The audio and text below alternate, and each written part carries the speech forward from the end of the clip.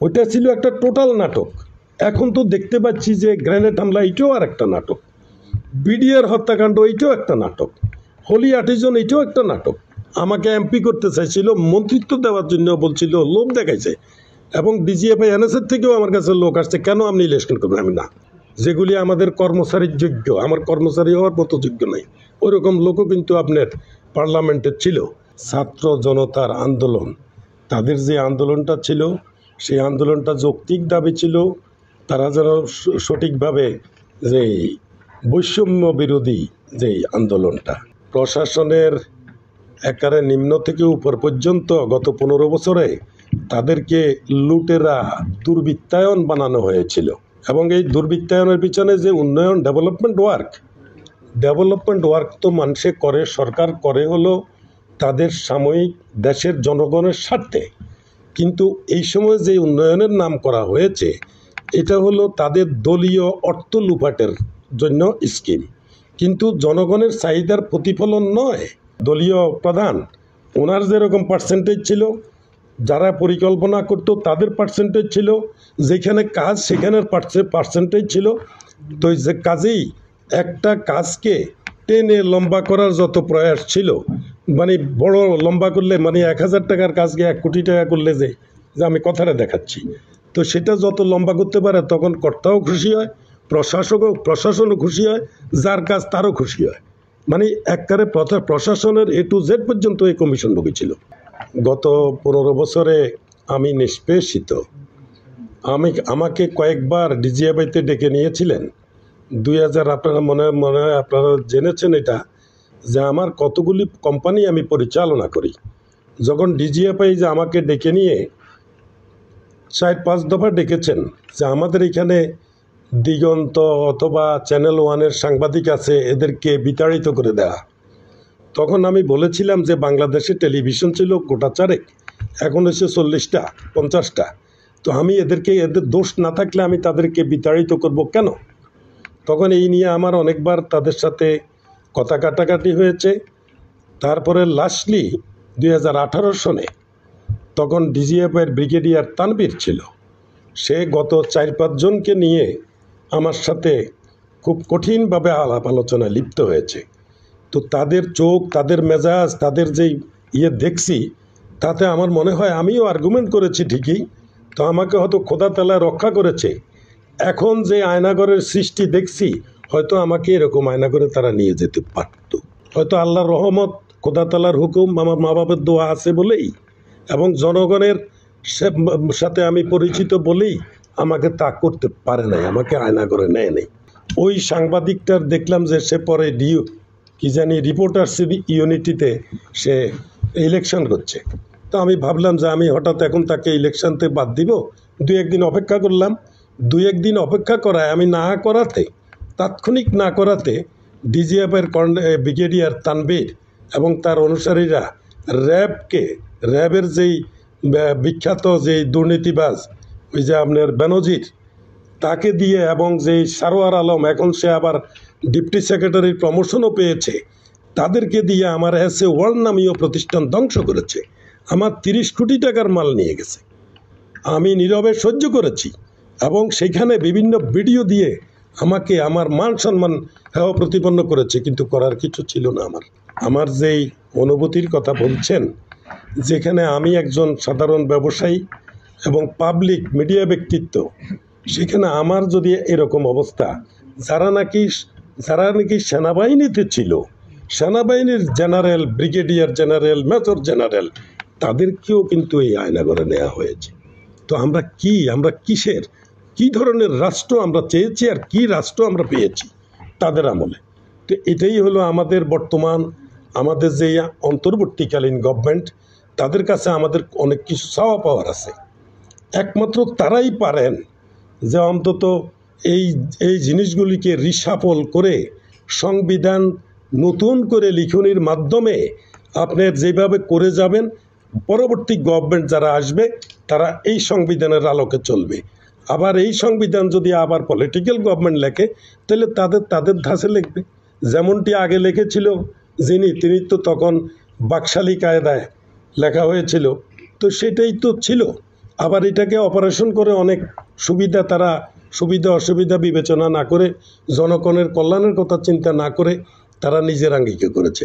তো কাজেই অন্তর্বর্তীকালীন গভর্নমেন্টের উচিত হবে যে যদি তাদের ক্ষমতায় না কুলায় তাইলে তারা দরকার হলে একটা সিম্পলি হানা ভোট দিয়ে গণভোট নিয়ে এই সংবিধানকে পুরো লিখনির মাধ্যমে জাতির জন্য 100 বছরের জন্য একটা ম্যান্ডেট সৃষ্টি করতে পারে। হতাহত করেছে এবং মানুষকে নির্বিচারে খুন করা হয়েছে, তারই বহিঃপ্রকাশের প্রেক্ষিতে কিন্তু আপনার এই আন্দোলনটার ফলপ্রসূ হয় এবং এক দফাতে আসে। এক দফা মানে তার পতনের, এবং এই পতনের সময় যখন কথা আসছে তখন আমাদের যে 15 বছরের ছাত্র জনতার এবং জনসাধারণের অভিভাবকদের শিক্ষকদের সব সম্মিলিতভাবে তারা একসাথে রাস্তায় নেমে আসছে এক দফার আন্দোলনে। যে স্বৈরাচার বললে তাকে একটু ছোটই মানায়, এটা হলো গণহত্যাকারী, যেখানে 15 বছরে হাজার হাজার লোককে খুন করেছে, সেই গণহত্যাকারী হিসাবে তাকে চিহ্নিত করা হয়েছে। এবং আমরা যারা ব্যবসায়ী মানুষ আমরাও জানি অনেক কিছু, আর তাছাড়া আমি নিজেও তো গণমাধ্যম ব্যক্তিত্ব, আমরা অনেক সময় অনেক কিছু জানতাম কিন্তু সেটা প্রকাশ করতে পারতাম না। বিশেষ শৃঙ্খলা বাহিনী যারা ডিজিএফআই পরিচালনা করত, সেখানে মিডিয়া উইংস ছিল, মিডিয়া উইংসের নামে আমাদেরকে সবসময় এটার থেকে বিরত থাকার জন্য চাপ প্রয়োগ করত। অন্যদিকে যখন এইভাবে করতে করতে এক সময় দেখেন আমি অ্যাসে টেলিভিশন বাংলাদেশে এসছে, আমরা ফুল এইচডি টেলিভিশন নিয়ে আসছি, আমার দুইটা ডিএসএনজি, এবং এই দুইটা ডিএসএনজি একটা হইল গাড়িতে আর একটা হইল পোর্টেবল, দুইটাই অকার্যকর। তার মানে তাদের নিয়ন্ত্রণের কারণে আমরা সেই জিনিসটাকে আমরা সবসময় জনগণের কথা তুলে ধরতে পারি নাই। তো জনগণের কথা যদি আমরা তুলে ধরতাম এবং শেখ হাসিনা যদি তার নীতিতে যদি সঠিক রাষ্ট্র পরিচালনার মতো যদি মন মানসিকতা থাকতো, তাইলে কিন্তু তাকে আজকে যেভাবে পালাতে হয়েছে এইভাবে পালাইতে হইতো না। কিন্তু পালায় গেলেও শেখ হাসিনা কিন্তু একলাই দুর্বৃত্তায়ন করে নাই, তার সাথে তার বাহিনী ছিল, হাইব্রিড ছিল। কিন্তু হাইব্রিড সব পজিশনে তারা বহাল তবিয়তে এখনও আছে। তো এর মধ্যে যখন তার উৎখাতের পরে যখন এখন এই অন্তর্বর্তীকালীন গভর্নমেন্ট সৃষ্টি হলো, আমরা অন্তর্বর্তীকালীন গভর্নমেন্টের ডক্টর প্রফেসর ইউনূস সাহেবকে আমরা অত্যন্ত মূল্যায়ন করি এবং তাকে ভালো জানি। তো সেখানে তাদের যে প্রথম মানে শপথ নেওয়ার পরে যেই কর্মকাণ্ডগুলি করা তাৎক্ষণিক উচিত ছিল সেটা করা হয়নি। এখনও কিন্তু দেখবেন যে তাদের যে হাইব্রিড চাটুকাররা এখনও কিন্তু অনেক জায়গায় বহাল তবিয়তে আছেন, এবং তাদের যেই থাকার কারণে এখন যারা আমাদের অন্তর্বর্তীকালীন সরকারের উপদেষ্টা হয়েছেন তাদেরকে অনেক সময় মিসগাইড করার তালে তারা ব্যস্ত আছে। পুলিশের নামে যে কলঙ্ক লেপন হয়েছে, এটা তো আমি মনে করি যে এটার হুকুমদাতাকে, তো আমরা হুকুমদাতা তো এখনও ধরতে পারি নাই। হুকুমদাতা তো প্রধান আসেনি, কিন্তু এটা বাস্তবায়নকারীকে হাই অফিসিয়াল যারা তাদেরকে কমান্ড করত। কিন্তু কমান্ডাররা আল্লাহ চাইলে এখনও বড় কমান্ডাররা এখনও মানে কেউ পালিয়ে গেছে, কেউ এখনও দরছোয়ার বাইরে আছে, আবার কেউ এখন নিজের সুর অন্যভাবে চেঞ্জ করে তারা এখন নিজেকে বর্তমান ছাত্র জনতার আন্দোলনের পক্ষ বলে সমর্থন করছে। তো এই জিনিসগুলো যখন আপনারা অ্যানালাইসিস করবেন, আমরা প্রিয় সাংবাদিক ভাইয়েরা অ্যানালাইসিস করলে এই থলির বিড়াল বেরিয়ে আসবে যে কে আজকে তাদের এক সময়ের সহযোগী আর আজকে তারা এখন কোথায় আছে। ওনারা এমন একটা গভর্নমেন্ট গণ অভ্যুত্থানের কারণে সৃষ্টি হয়েছে, এটা আমি মনে করি খোদা তাআলা সৃষ্টি করে দিয়েছে। এই সৃষ্টির মাধ্যমে ওনারা যদি এটাকে ফলপ্রসূ করতে হয়, ফলপ্রসূ করে যেটা করলাম সংবিধান লেখন, তারপর সব কিছু রিফর্মের মধ্যে সঠিক লোকের সঠিক জায়গায় নির্বাচিতকরণ, এবং তারপরে আমাদের ছাত্র জনতা চাকরি পাচ্ছে না, দুর্বৃত্তরা কেন আমার চেয়ারে বসে চাকরি করবে? কাজে এখন উচিত হবে বেছে বেছে, ওই যে বিগত দিনে এই যে আমাদের এই যে আগে প্রধানমন্ত্রীর উপদেষ্টা ছিল এসটি ইমাম, সেও বলেছে কিভাবে তারা বিসিএসের পাশ করাইতো, সেটা আপনারা অবশ্যই সাংবাদিক আপনারা জানেন।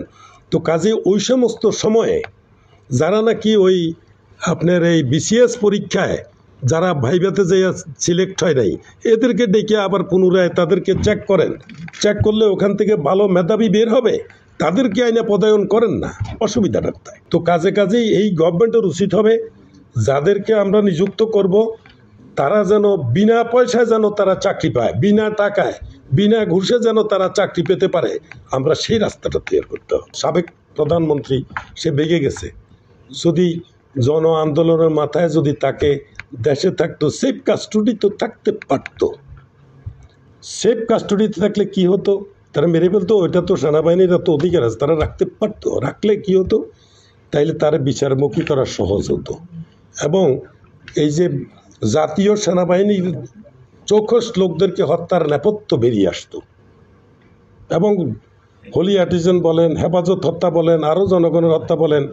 14 সালে যখন এই অসহযোগ আন্দোলন হয়েছিল, আমার 8-10টা গাড়ি জ্বালাইছে, আমার কুমিল্লায় আছে পরিবহনের অফিস, পুরো বিল্ডিং জ্বালাইছে তখন। তো আমরা তখন দেখেছি। এরপরে এখন দেখা যায় যে কোথায় জামাতের লোক, কোথায় বিএনপির লোক, তাদেরকে দেশ ছাড়া করতে হবে, এলাকা ছাড়া করতে হবে। কোনো জামাতের লোক থাকতে পারবে না, কোনো বিএনপির লোক থাকতে পারবে না, এরকম নির্দেশ ছিল। যেমন আমি একটা যদি বলতে হয়, আমার কাছে তথ্য আছে, তথ্য নির্ভর ছাড়া বলছি না, লক্ষ্মীপুরে হেলিকপ্টার দিয়ে যে মানুষের গুলি করে মারা হয়েছে। এবং আপনার সাতক্ষীরায় আপনার কোনো এক এসপি তার সামনে সে নিজেই গুলি করে মারছে এবং বলছে যে আমি শুনেছি যে এদেরকে মারতে হবে না, জামাত এবং বিএনপি, সে নাকি প্রধানমন্ত্রী শেখ হাসিনার সাথে সাবেক তার সাথে কথা বলে গেছে। তো এসপি বলছে আমাকে কেন আপনার সাতক্ষীরা দিলেন, আমার তো 20-50 জন লোককে আমি খেয়ে ফেলতে হবে। কি বলে 20-50 জন, হাজার হাজার না কেন, একটাও বিএনপি আর জামাত থাকতে পারবে না, এরকম কত আমরা শুনেছি। তো সেখানে যে গণহারে যে আমাদের জাতীয় আমাদের জনপ্রতিনিধি না হোক, এলাকার লোক কেউ না কেউ কোনো স্বার্থে হোক বা স্বার্থের বহির্ভূত হোক, কেউর অনুসারী থাকে, তাদেরকে খুন হয়ে যাওয়ার জন্য না, তাদেরকে এইভাবে নৃশংস হত্যা করতে পারে না। হাজার হাজার লোক ওই সময় হত্যা হয়েছে পুলিশের মাধ্যমে, আর পুলিশের মাধ্যমে হত্যা হয়েছে, কিন্তু আমরা দোষ স্বীকারে পুলিশ হতাহত হয়েছে, পুলিশের বদনাম হয়েছে, কিন্তু আসলে তারা বদনামের বাগি হয়েছে বটে, কিন্তু তার হুকুমদাতা কে ছিল। আবার বিডিআরের কথা বললে আমরা তদ্রূপ পাবেন। আবার গতকালকে আমি বিডিআরের একটা প্রেস কনফারেন্স, আপনারা জানেন কিনা, আপনারা গেছেন কিনা জানি না, ওনার কাছেও শুনেছি কয় যে ওনারা বিডিআর গুলি করেনি। আমাদের এই যে বিটিভির সামনে এবং আপনার এই মধ্যবাড্ডায় এবং আপনার যাত্রাবাড়ি কারা গুলি চালিয়েছিল, যখন পুলিশ পারে নাই তখন বিডিআর, এবং বিডিআর তখন তাদেরকে উঠাই দিছে। কিভাবে উঠাইছে, তো বিনা গুলিতে নেই।